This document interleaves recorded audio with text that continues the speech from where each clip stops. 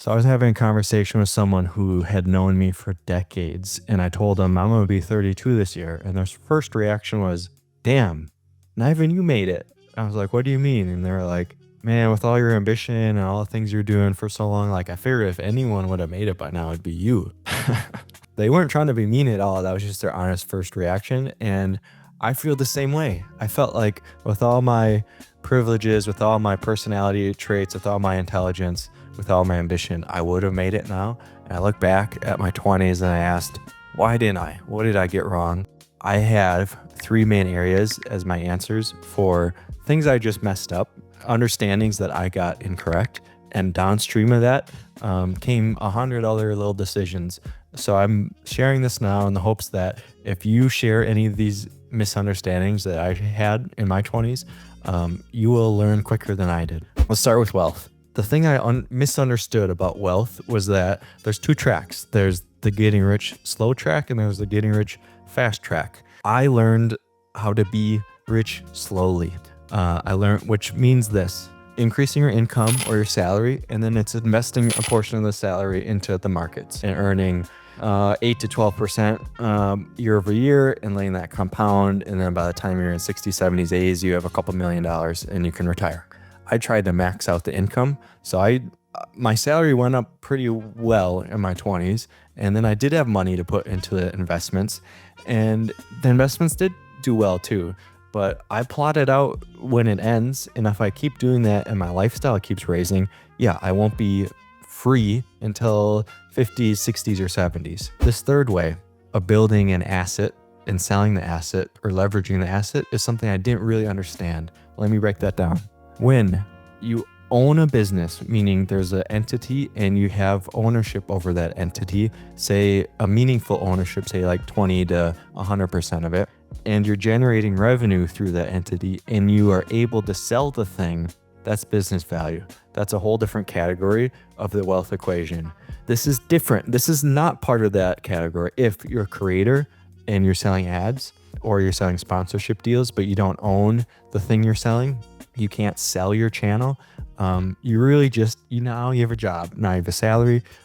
Even if you are out on your own, even if you do have an LLC that you own, it's very different than if you own a company that does 6 figures of revenue a year and a bunch of profit, and you can resell it for a multiple of 2 to 10x. Do the math. If you're generating $10,000 and you sell it for 10x that's a lot of money. And now you fast forward from where you would be when you're 60, 70 into where you're at in your mid, late 20s possibly.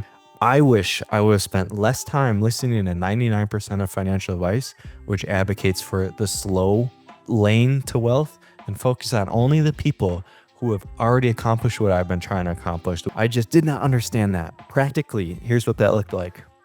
I worried about corporate structuring. I worried about politicking. I worried about certifications. I worried about job titles. I worried about being generalized labor.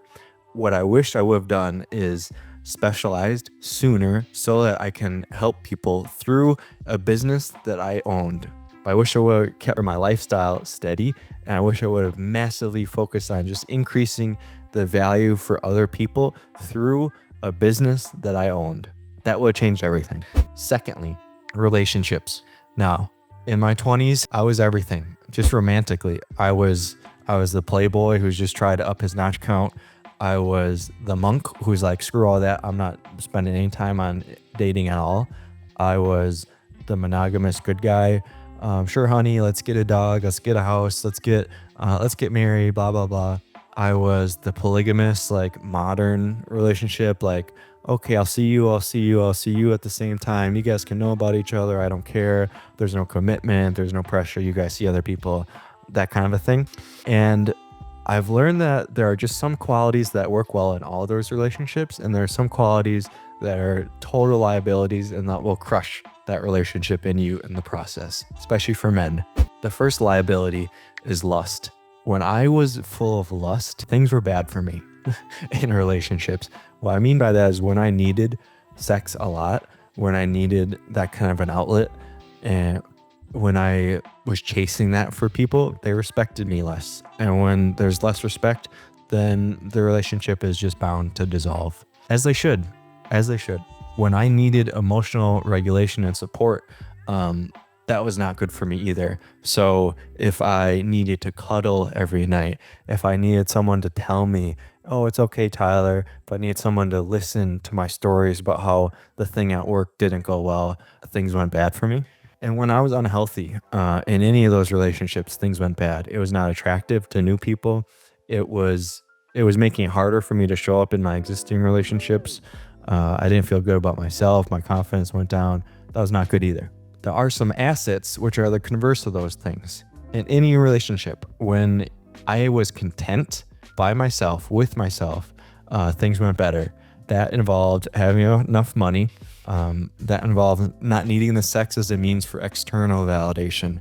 So if I needed sex because I wanted to prove to my guys that I could get a hot girl and like I would win, or I would go on this conquering kind of mindset, it's very easy to identify that, and I got crushed for it. However, if I was with someone who I was attracted to and we did that and it was a moment of presence, it was just between me and her, it went really well. I was rewarded for that. If I was unhealthy, obviously we talked about that, that didn't go well. If I had purpose, that helped with the relationships as well. I'll talk about that in the third section, but first I gotta explain another thing I didn't understand. There's 5 types of relationships. I didn't even know that one of these existed in my 20s. Actually, 2 of them I wasn't very aware of. So there's a romantic type, you and a girl. There's the type with you and your bros. That's 2. There's the relationship with yourself. That's 3. There's the relationship with your family. And then there's the relationship with others. Each of these I'm ranking on 2 dimensions. The level of energy you need to put into survival for the other person, and the level of authenticity you can have, showing up like as your real self and in a way that can be dynamic and involved with you. So with yourself, the relationship with yourself, I didn't know that was a thing, but in terms of survival, obviously you're in charge of keeping yourself alive, but also you can be 100% authentic with yourself. So the net energy of that relationship is 0. You got to keep yourself alive and you can be whatever you want. That's cool.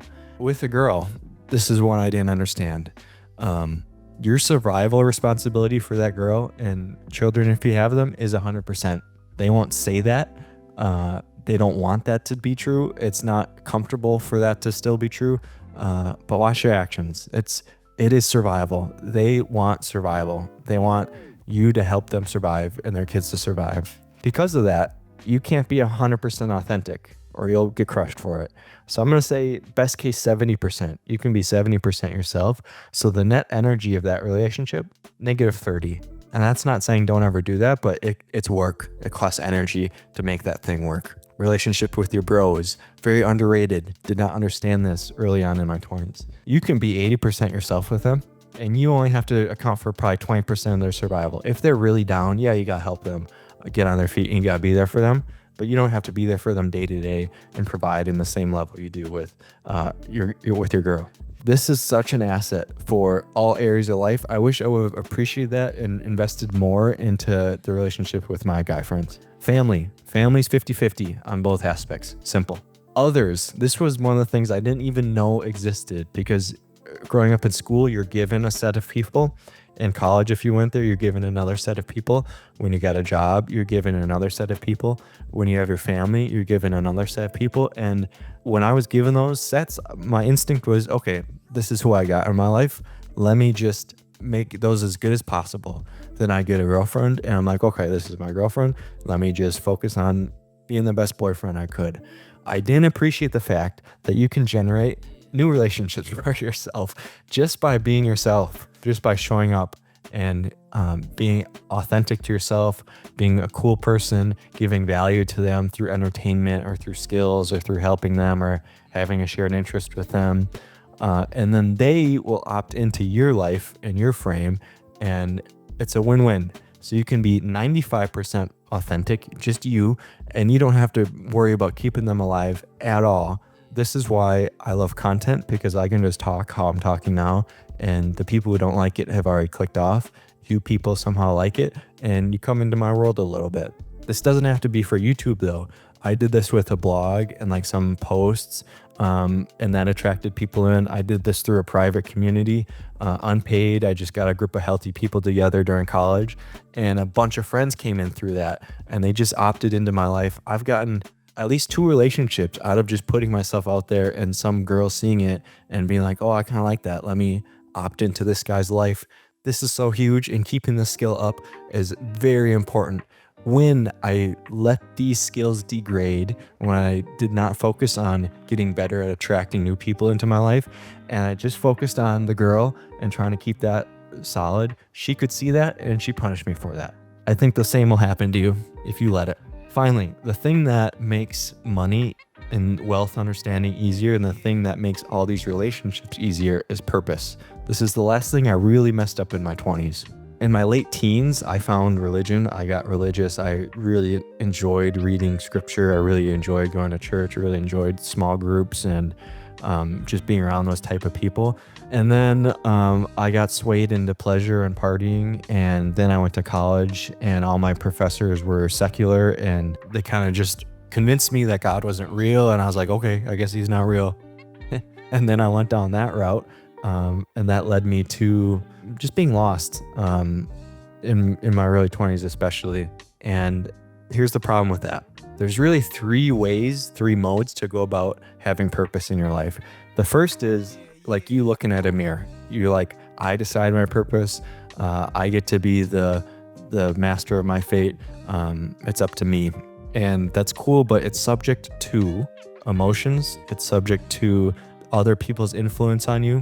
It's subject to society and what the current norms are, and it's very fickle. It changes a lot. You'll see that what you care about now is not what you cared about 10 years ago, and the same will be true from 10 years from now if you're in this mode. So you're going in all these different directions. For me, it was, it's partying this one time. Now it's making wealth. Now it's having girlfriends. Now it's partying again. Now it's being a monk. Now it's doing like it's just all over the place. And that lack of direction is costly energetically. The second way is making it all about other people in the absence of your own vocation, your own authenticity, your own passions. 2 good examples of this would be Mr. Beast, who just wants to make the best video possible defined by you and how many people watch it. And also Zuckerberg, who just wants to capture your attention, and whatever you're watching, he'll keep serving you.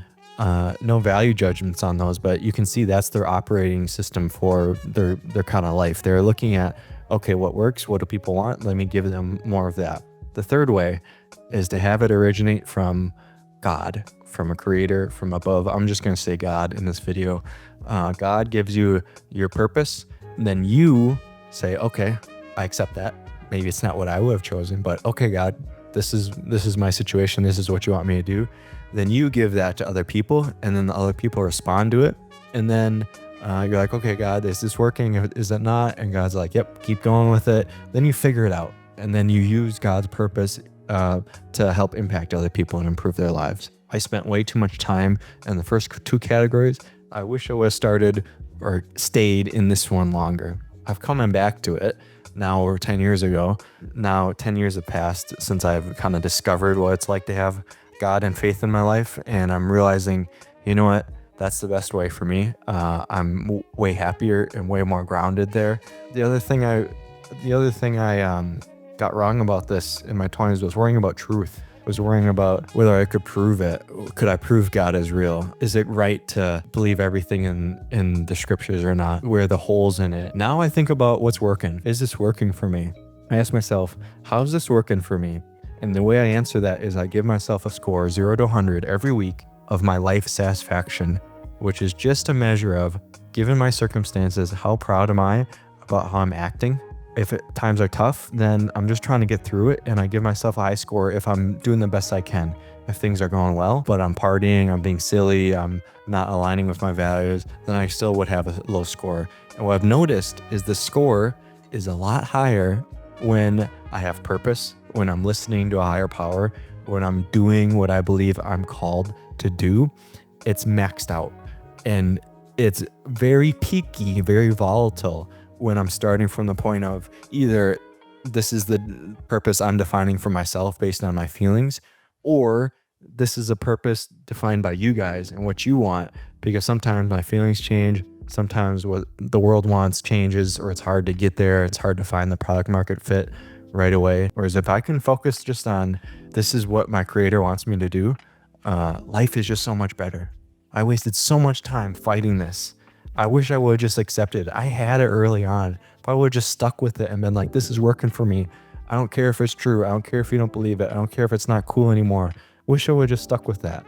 That helps the business. It helps the wealth mindset. It helps all the relationships. Just embracing that, not fighting it, would save me so much time and pain in my 20s. Those are the 3 ways I messed up in my 20s in terms of misunderstanding wealth, misunderstanding relationships, and misunderstanding purpose. When it comes to purpose, this is obviously the one I'm very passionate about. You don't have to have a big overarching theory of your life. You don't even have to have a religion or something defined. You can just look at your life and find some clues about whether you're on track with this or not. So in this video, I explained how to know if you're on the right path there, just based on everyday life and what's happening there. Go check that out. I'll see you over there. Thanks for watching.